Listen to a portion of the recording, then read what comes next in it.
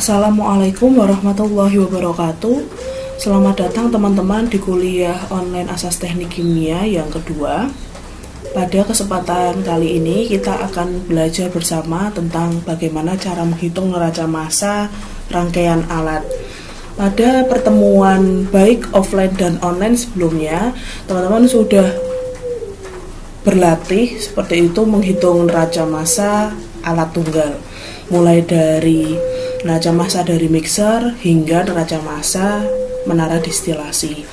Nah, pengetahuan dan kemampuan teman-teman untuk bisa merangkai neraca massa alat tunggal akan sangat dipakai dan akan di-upgrade pada neraca massa rangkaian alat.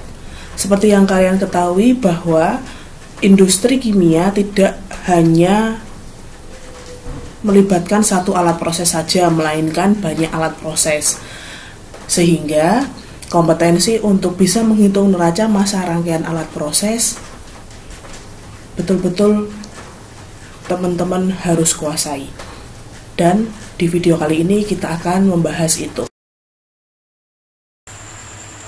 Baik, ini adalah contoh dari kasus bagaimana cara kita menghitung rangkaian alat, neraca massa rangkaian alat. Di sini ada dua menara distilasi yang terintegrasi. Fungsi dari dua menara distilasi ini adalah untuk meningkatkan kadar C3 dan C4 yang awalnya di poin F memiliki kadar 40% menjadi 99% untuk C3 di poin P dan 91,6 di poin B.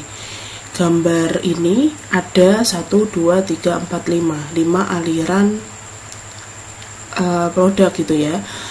Nah, di kasus ini kita akan menghitung berapa laju alir dari E, P, B, dan A, dan juga kita akan menghitung juga komponen yang ada di dalam A itu seperti apa. Nah, stepnya kita akan mencari neraca massa total dan loop masing-masing dari sistem ini. Oke. Baik, jadi stepnya saya ulangi ya. Nanti teman-teman akan menentukan bagaimana persamaan neraca massa totalnya di seluruh sistem. Kemudian nanti kita akan breakdown dari neraca massa sistem tersebut. Setelah itu kita akan menemukan persamaan-persamaan baru. Nah, persamaan-persamaan baru ini kita akan integrasikan menjadi loop-loop yang kecil kayak gitu. Baik, pertama ini adalah sistem dari neraca massa total, yaitu kita sebut loop 1. Nah, di area loop 1 kemudian kita akan buat seperti apa persamaan neraca massanya.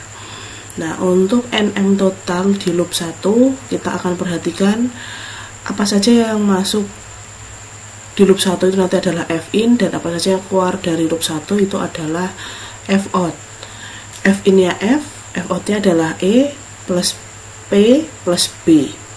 Seperti itu. Itu adalah persamaan awalnya. Nah, persamaan F sama dengan E plus P plus B.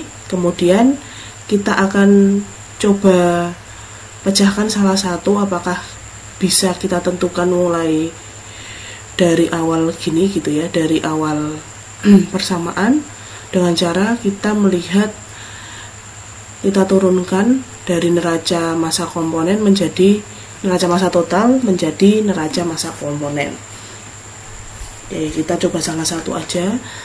Misalnya kita akan buat NM komponen dari C2. Nah, NM komponen C2 dari persamaan awal teman-teman tinggal kalikan dengan fraksi massanya seperti itu. Kalikan fraksi massa, dan ternyata fraksinya C2 baik di P dan di B 0%. Sehingga karena seperti ini, sehingga kita bisa tentukan berapa E-nya. Nah, E di sini adalah 20 kita bagi dengan fraksinya 0,95 menjadi 21,0526 kg per jam. Nah, dari loop 1 kita menemukan dua persamaan. Persamaan satu adalah F sama dengan E plus B plus B, dan persamaan kedua adalah E 21,0526. Setelah itu kita akan melakukan substitusi persamaan satu dan kedua, seperti itu, dari F sama dengan E plus B plus P dan E 21,0526 kita sederhanakan menjadi persamaan yang ketiga, di mana P plus B sama dengan 78,9474 kg. Ini adalah persamaan ketiga. Oke, jadi dari loop 1 tidak hanya dua persamaan, kita mendapatkan 3 persamaan baru. Sudah cukup, sekarang kita akan beralih kayak gitu teman-teman, menjadi melihat lagi loop yang mungkin lainnya. Nah, untuk mencari loop yang mungkin lainnya, teman-teman sebisa mungkin melihat gitu ya, melihat yang ada kaitannya dengan 3 persamaan yang sudah kita temukan sebelumnya. Jadi kita ada kaitannya enggak sih dari persamaan 1, 2, 3. Kita lihat di gambarnya. Kita tahu bahwa ada aliran F yang mana dia 100 kg per jam, dan kita sudah menemukan aliran yang E gitu ya, dimana jumlahnya tadi adalah 21 sekian kilogram. Nah, karena F dan E kita sudah tahu angkanya dan A belum, maka loop yang selanjutnya adalah nanti loop yang kedua, dimana loop ini nanti sistemnya akan ada yang masuk berupa F dan yang keluar adalah E dan A. Nah, secara detail di loop 2 F ini nanti ada 20% C2, 40% C3 dan 40% C4. Sedangkan yang keluar dari loop kedua nanti ada E, yang mana laju total alirannya adalah 21,0526 kg dengan komposisi masing-masing C2, C3, C4 adalah 95, 4% dan 1%. Nah, dari data ini untuk sementara dari loop 2 kita hanya bisa menghitung berapa total aliran yang ada di A dengan cara mengurangi dari 100 kg dengan 21,0526, sehingga total aliran A adalah 78,9474 kg.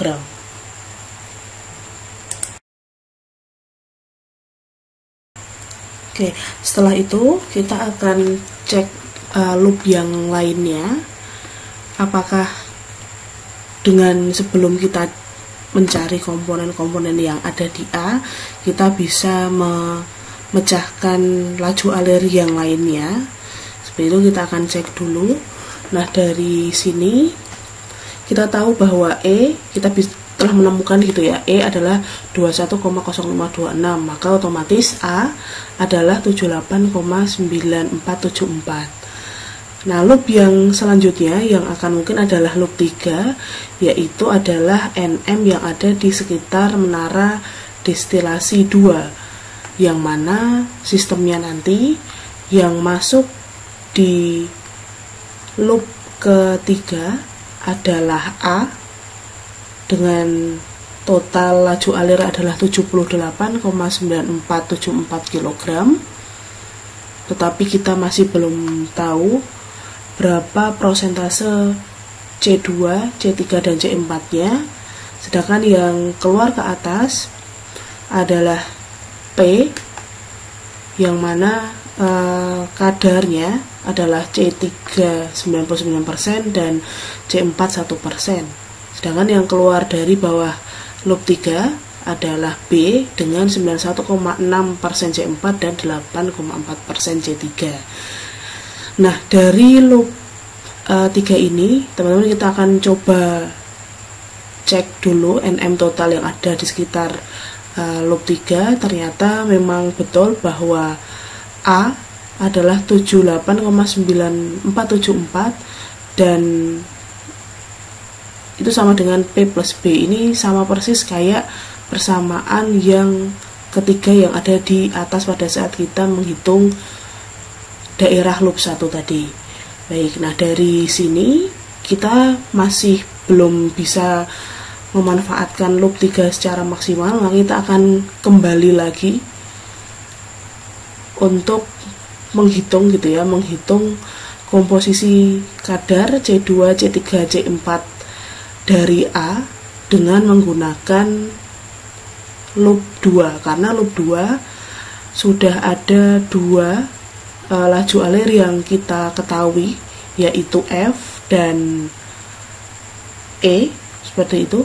Ada F dan E yang mana laju alirnya sudah kita ketahui, dan manapun komposisi masing-masing penyusun dari F dan E juga kita sudah ketahui. Maka untuk menghitung berapa C2 dan berapa C3 dan berapa C4 yang ada di A, kita lebih mudah menggunakan loop 2 daripada loop 3, karena loop 3 kita hanya mengetahui kadar dari P dan B saja, sedangkan berapa total laju aliran dari P dan B pun kita tidak ketahui. Jadi variabel independennya masih banyak yang kosong, jadi kita agak susah kalau kita cek di situ.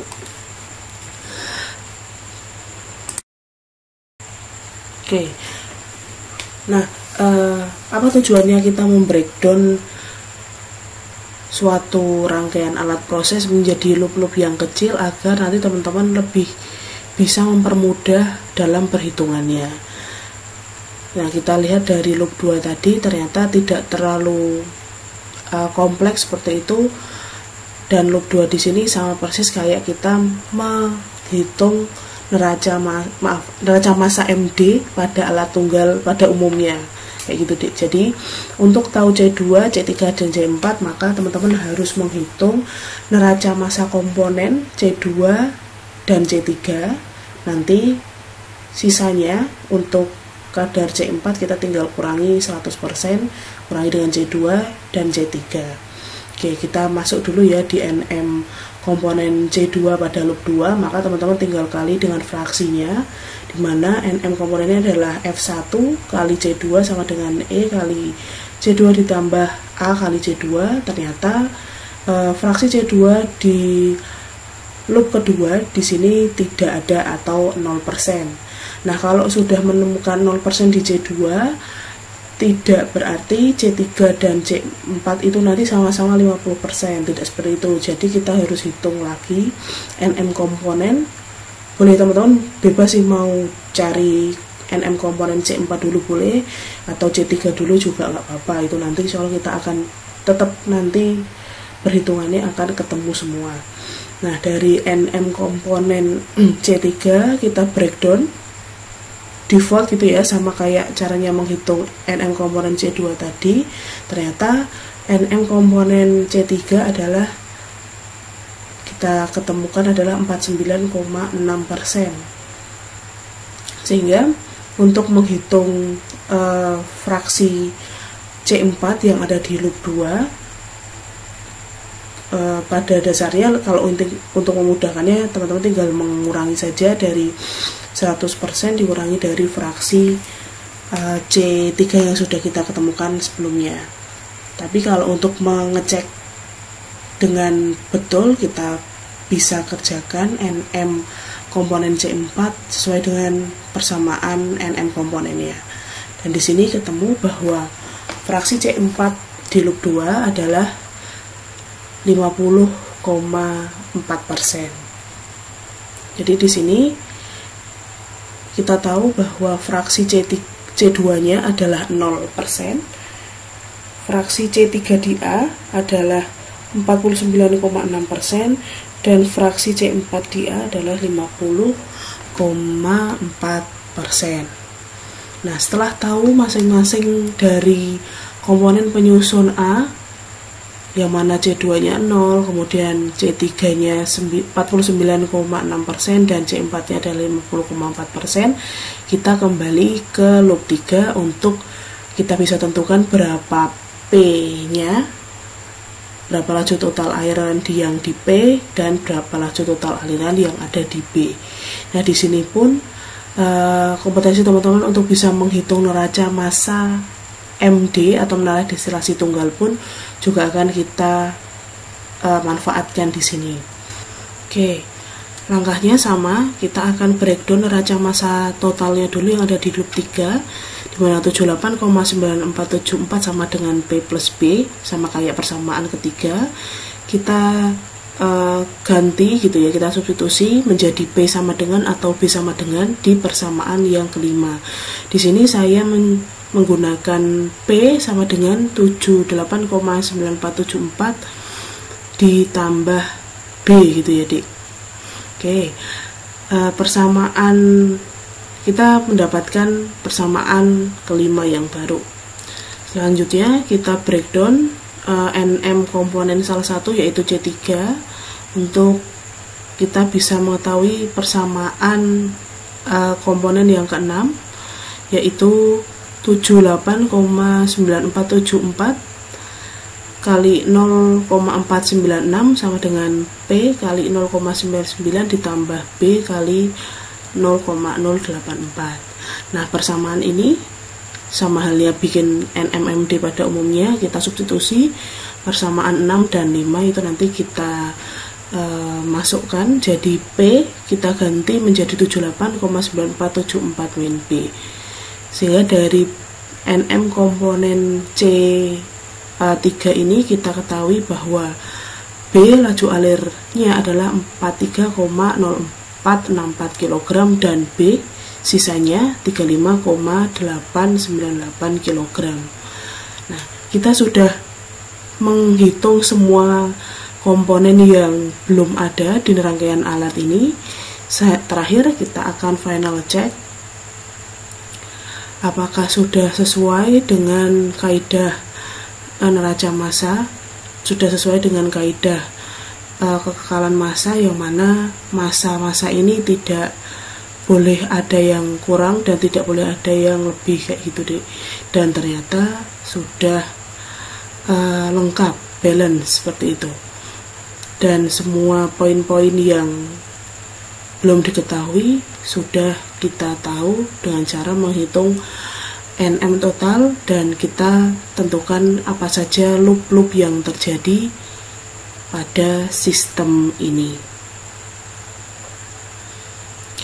Sekali lagi ya, last checknya kita cek NM-nya, apakah NM-nya balance, dan fraksi totalnya harus sama dengan 100% per arus.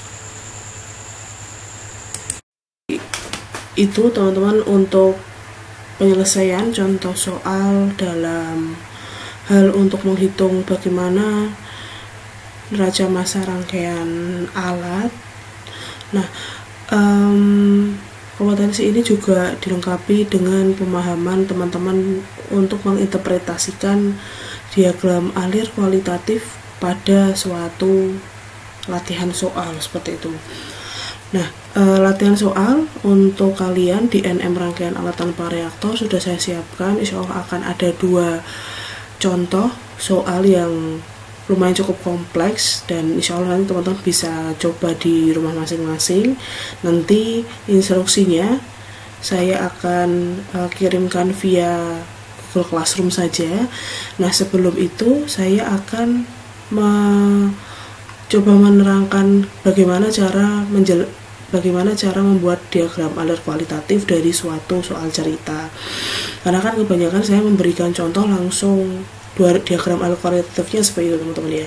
Jarang sekali saya memberikan deskripsi soal dari soal cerita, kemudian teman-teman kita akan buat diagram alirnya bersama-sama. Nah, di sini contoh dari soal cerita yang kita tadi sebetulnya sudah kita buat diagram alirnya pada saat penyelesaian contoh soal tadi. Contohnya ini, jadi 100 kg per jam, larutan 20% C2H5OH, 40% C3H7OH, dan 40% C4H9OH akan dimurnikan dengan menggunakan distilasi ganda. Fungsi menara distilasi yang pertama adalah menghasilkan produk C2H5OH sebanyak 95% dengan impuritas 4% C3H7OH dan 1% C4H9OH. Sedangkan fungsi menara distilasi yang kedua adalah untuk menghasilkan 99% C3H7OH dan 1% C4H9OH. pada distilatnya dan 91,6% C4H9OH dan 8,4 C3H7OH di bottomnya. Tentukan laju alur komponen utama produk MD1 dan MD2 serta komponen fraksi umpan masuk MD2. Nah, deskripsi dari contoh soal ini, hal yang pertama kali akan teman-teman perhatikan adalah apa saja alat yang ada atau apa saja alat yang digunakan pada contoh soal ini. Dan di sini ternyata keywordnya adalah distilasi ganda seperti itu. Maka karena distilasi ganda, maka otomatis akan ada 2 MD yang akan kalian gunakan. Jadi akan ada 2 MD, MD1 dan MD2. Oke. Maka ini akan ada bentuk yang seperti ini. Ada MD kan ada 3 aliran utama ya, ada produk, kemudian ada umpan, ada distiller dan ada bottom. Di sini pun juga MD1, MD2 ada produk, ada distiller dan bottom. Seperti itu. Oke, kita cek dulu 100 kg. Nah, ini otomatis akan menjadi umpan masuk MD1. Kita tulis saja F. 100 kg per jam. Kemudian 20% C2, 40% C3 dan 40% C4. Lalu kemudian fungsi menara distilasi adalah menghasilkan, nah ini kita taruh di, karena C2 dia paling kecil MR nya daripada C3 sama C4, maka otomatis produk ini akan ada di distilat. Di sini C2 H5OH tuh berapa dia, 95 ya, 95.